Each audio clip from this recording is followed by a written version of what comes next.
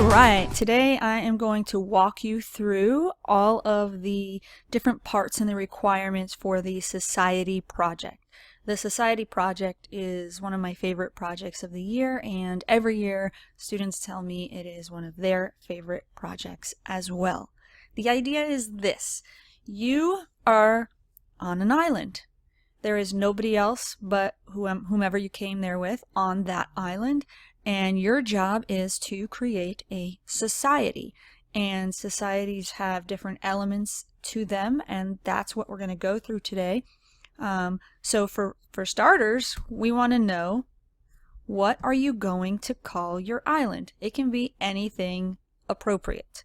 So what will the name of your society or your island be? I've had anything from students using the initials of their first names, so they're usually in groups of anywhere from 4 to 6 people, so the name will have 4 to 6 letters. I've had themed islands, so I've had Avocado Island. It's shaped like an avocado, and their main food source is avocado. I've had Sugar Island, where everything is made out of candy. I am inviting you to be as creative as you want. And so on this slide, what you would do is you would write the name of your island, and you would write why you chose this name. And I am looking for complete sentences. I don't want any IDKs or poor grammar. So check yourself here. The next thing we're going to talk about on this slide is, under the heading of government funding, the question says, how does your government raise money for whatever services it provides?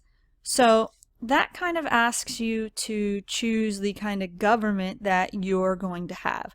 Are you going to be like the United States and have a representative democracy? Or are you going to be like England, where it's a monarchy, where there's a king and a queen, or a queen? So whatever choice you make should fit squarely within the government funding that you choose. So if your government is not going to provide anything for its citizens, then it wouldn't need to raise money, and you could put that here as your answer. However, if your society is going to have roads and schools and hospitals and courthouses, then how are you going to get money for those things? That's what I want you to tell me right here. Education. What you'll do is says, describe your society's education system. Who goes to school, how often, until what age, etc. Design your education system. All you need to do really is delete the directions that say describe and go ahead and put your answer there. Religion. Discuss what freedoms or restrictions your society will place on religious practices and activities, if any. If any means you can choose to say no. We are an atheist society. We do not believe in God or any gods, so therefore we do not allow religious practices. Or you can be an island that is strictly based on religious practices. Completely up to you. Military. Will your island have a military? Where will they be located on your island? What, if any, weapons will they have? Again, there's that if any. If any means you might decide no weapons allowed, no guns. How do you get people to serve in your military? And describe your island's military. Here in the United States, we have the Army, we have the Navy, we have the Marines, we have the Coast Guard, and they all serve different functions. So the Navy, is on the water. Well, you're on an island, so you're surrounded by water. You might want a Navy. Or you might be anti-violence and not want a Navy. So completely up to you. Then there's immigration. Discuss how you will handle people from outside your island coming to live on your island. What rules or restrictions will you have, if any? And let's think about that word again. The words again, if any. You might not have any rules or restrictions related to immigration, to immigrants. Again, what, if any, requirements do they have to meet to become citizens of your island? Can someone live there without being a citizen? If so, do they have fewer rights than the citizens? explain your choices. So again, here, what you'll do is you'll come here and you'll double click in this box. You'll delete all of my prompts there and you'll answer all of the questions. Make sure they're in complete sentences. Government structure. Remember I told you were going to have to make a decision? Well, here's where you write that choice. And if you don't fully understand or know what some of the types of governments are, well, go to your friend Google and type these examples in and decide which ones or one that you prefer for your island. The next is, who makes the laws and why? Explain that here. Well, if you have 6 people in your group, do all 6 of you make the laws? Will you elect someone else where there'll be a vote? Will one of you be in charge? Make that decision and explain it there. Who enforces the laws? Well, here in the United States, our enforcers are our police officers. Will you have police officers? If not, who will be enforcing the laws? Or will you have no laws with no enforcement? Again, completely up to you. But at the end of this project, you are going to be asked to justify your decisions. So be able to fully and thoroughly explain the choices you have made. Resources. What resources and commodities does your island have? This is a really fun part in class. It gets really fun and heated, and I'm going to explain in a second. So resources, like what kind of food do you grow or harvest? What minerals do you have? That example I gave you earlier of Candy Island had a lot of sugar, obviously. Well, let's say the island nearby, their classmates' island, grew a lot of those avocados. Well, Candy Island might want some of those avocados, and so they agree to trade sugar for avocados. You can agree to not agree as well. You can say, you know what? No, our island is our island, and we don't want anybody else's food or minerals or other commodities, so we're not going to trade with anybody. And that's fine too, if you make that choice. But if you're surrounded by a lot of fish or lobster and Candy Island's like, sugar's getting old all the time. We'd love some of that lobster. Do you want to trade? And you can say, yeah, sure. What you're going to do is you're going to enter into a written trade agreement with at least one other society from your class period. Discuss what your societies have agreed to trade and why. You can use the template on this slide, this thing right here, a little parchment, right? And or you can write your own. It's up to you. Add a new slide to the presentation, and you write your own. You can use, you see I have a little example here, we the people of insert society's name. So let me use my examples. We the people of Candy Island hereby agree to trade with Avocado Island. We agree to provide sugar with them agreeing to provide us with avocado. So you can write that up however you'd like. You can use my example if you'd like. You don't have to. The thing is your chosen government has to approve this trade agreement. If you choose a monarchy government, for example, then only the king or queen needs to sign the agreement because that's the only person in charge. But if you choose an oligarchy form of government, where there are several leaders, let's say there are 3 of you in charge, well then all 3 of you must sign this agreement. So, for example, if Avocado Island is a monarchy and has a king, but Sugar Island is an oligarchy and there are 3 girls in charge, well, on the trade agreement, all 3 girls must sign the trade agreement and from Sugar Island, and the king from Avocado Island would have to sign the trade agreement. So whomever is in charge has to sign the trade agreement, and those signatures should match the earlier decisions you've made regarding government. Does that make sense? I hope so. If you trade with more than one island, you must have more than one trade agreement. Now, I have seen this happen in my classes, and it's interesting and it's fun. If you go to trade or ask another island to trade and they say no and they're rude, or they make threats, like if you come and try to take our avocados, we're going to drop a bomb on your island, well, you can choose if you want to declare war on that island. If you choose to do that, if you are at war with any other island, then you need to make an extra slide, put it in your presentation, and discuss what went wrong. I'm not encouraging that, but if that's what happens, if you truly try to trade with another island and you are greeted with hostility and you feel the need to do something about it, then yes, you can declare war.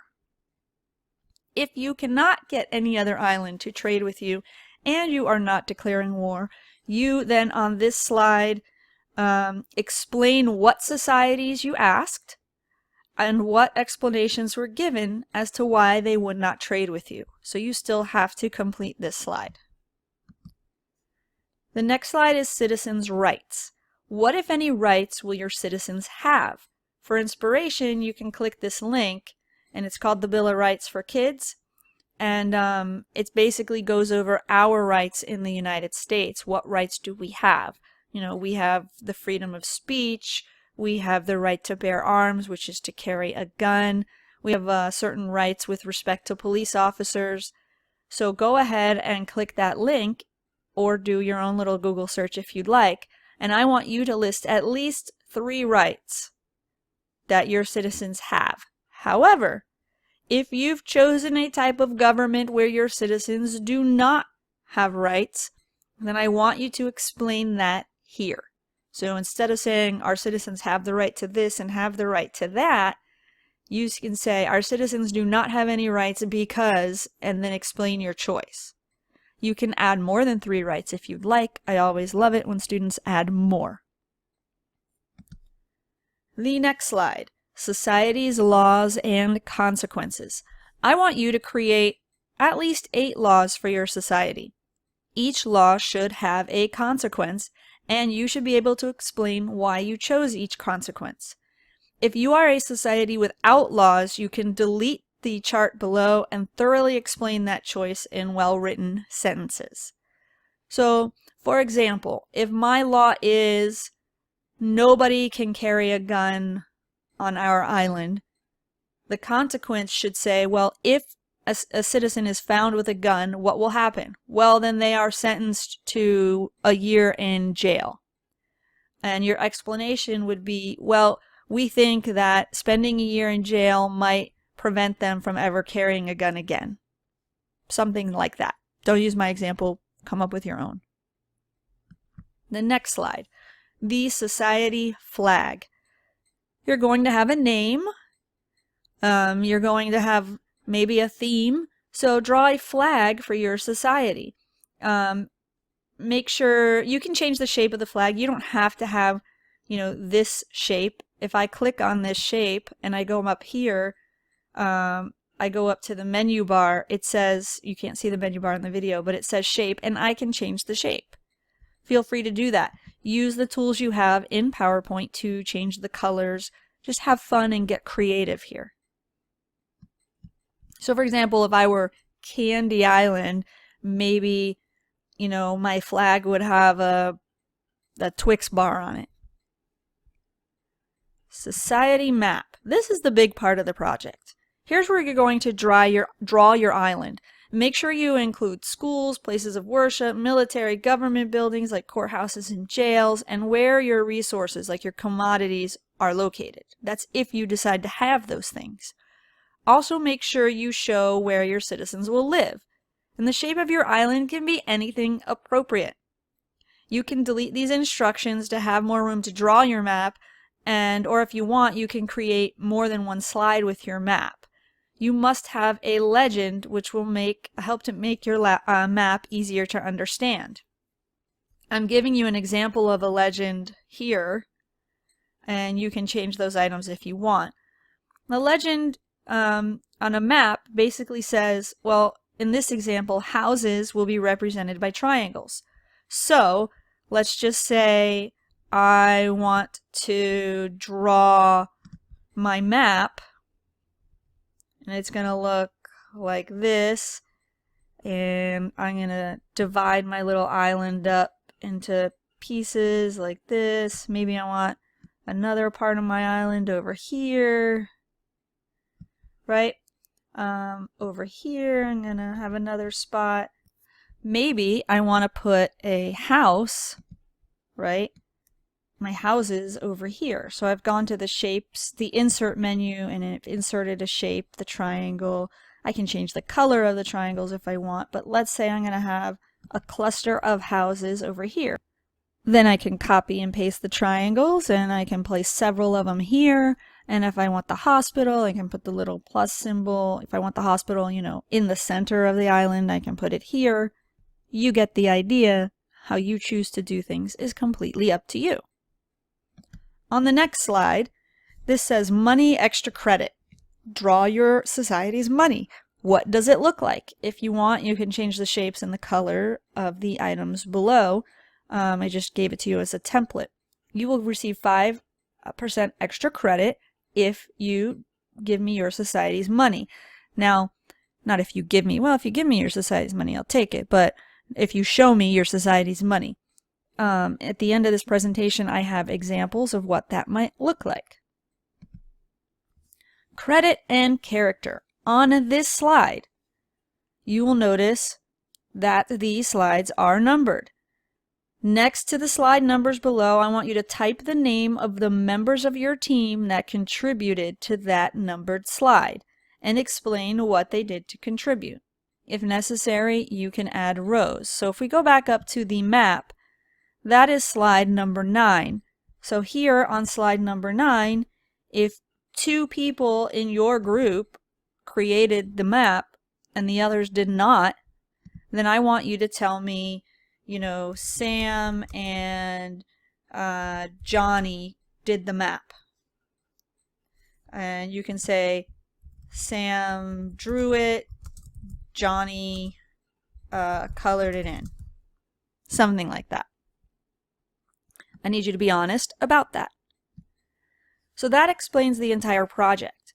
The rubric will be located within the assignment and also on my website. And here are some examples of prior students' work for a little motivation. This was Tropical Beach Island. They have their legend up here in the corner. It looked like a pineapple. And you can see their roads and their military base up here in the top left corner. Very clever. Down here, I don't remember the name of this island, but it was shaped like a palm tree. And their legend is here in the bottom left-hand corner. This was Octopus Island. Now, they were very clever in how they did things, so obviously their houses are here, and their town center is up here, and they had some Ferris wheels overlooking the water, so they had their entertainment. This was their, in the bottom left here, military base. And over here, based on their legend, I know that this is the mining area, so they mined a lot of things like diamonds, precious diamonds. So very clever. Let's see. This island, again, I don't remember the name of it, but their legends, they had a couple of legends. They had one here in the bottom, another here next to it, up top, and to the right. You can see that they had a military base off to the left, their airport off to the right. If I remember correctly, they had their airport here with a road because if anyone was coming to their island who wasn't a citizen, they wanted to be able to talk to them before they would let them take the road over to the main island. So again, the choices they made. This was Mahi Island. They had a couple of active volcanoes. And what was funny, and you can't really see it here very clearly, is down here in the bottom right, they have a very active volcano.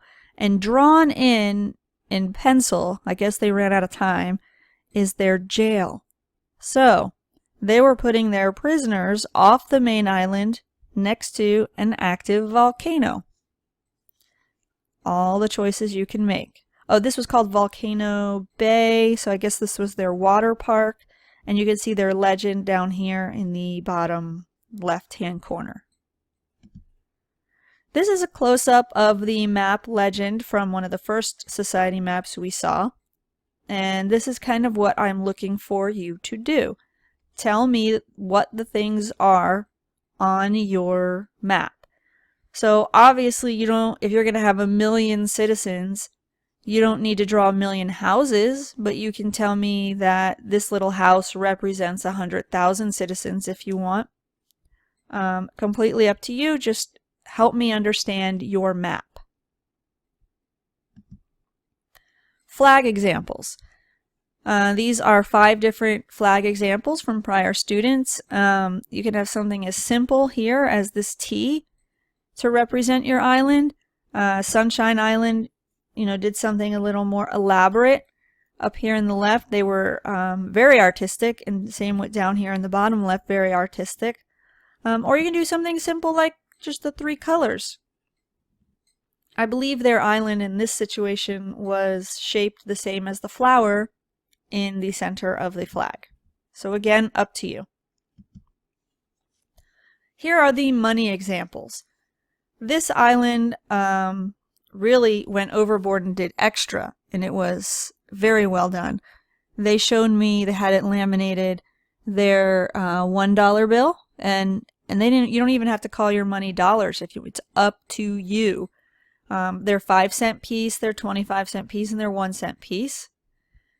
Candy Island had little candy wrappers in the center, and $20. You can see not as elaborate as the other island, but it gets the job done. And same here with Katai Island. And on their money it says freedom for all. So they had a theme. Sometimes students do things extra. So and I will give you extra credit for that. In these examples, somebody had a wanted poster. So someone on the island was wanted and was missing, so they were on the lookout. This one's hard to see the writing, but it says Slushy Day.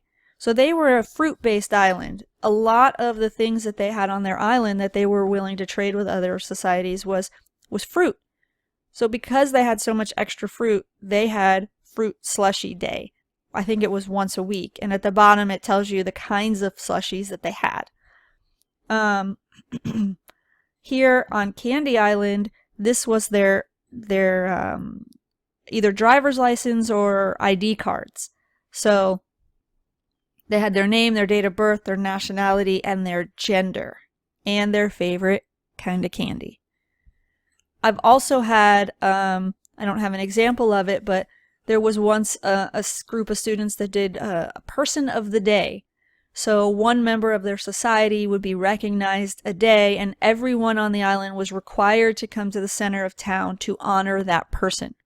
I have also had a group of male students decide that on their island only the men could work and do the fun activities and the women's job, and the only thing that they could do was to stay home, cook, have babies, and educate the children.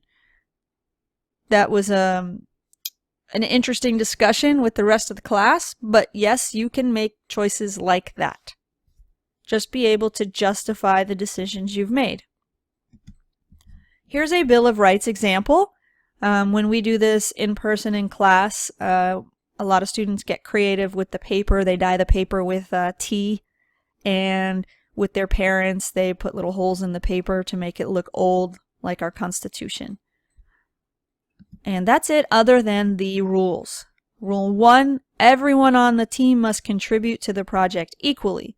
Rule 2, all choices must be unanimous. If one team member does not agree, make a different choice. Rule 3, be prepared to explain and defend every decision you make. At the end of this project, as a class, you will present your project to the class, and the class will get to ask you questions about the choices you've made. Rule 4 is have fun. This is a fun project. I want you to get creative. I really want you to think through your decisions. And that's it. I'm really excited to see what you come up with. Make sure that you don't spend too long on any one decision. And this is going to give me a chance to see how well you work together with other people, how hard you work, how well you write, and how well you present. So please do your best and have fun. I look forward to seeing your work.